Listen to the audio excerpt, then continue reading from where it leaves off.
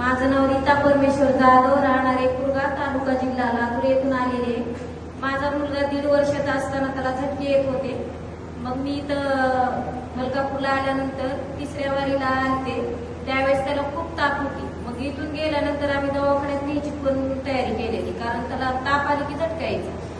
मग बरोबर रात्रीचे 12 वाजले. आम्ही तर वारीहून गेलेलो. सुभाषनाथ महाराजांनी ते मला तेवढी वेळ येऊ दिली नाही. त्यावेळेसपासून त्याला झटके यायचे पण बंद झाले आणि पुन्हा नंतर युरिनचा प्रॉब्लेम त्याला चालू झाला.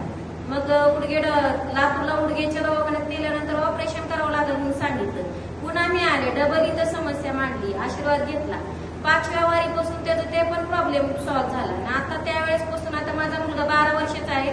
त्याला 1 रुपयाची पण गोळी नाही, दवाखान्यात पण न्यायची गरज पडली.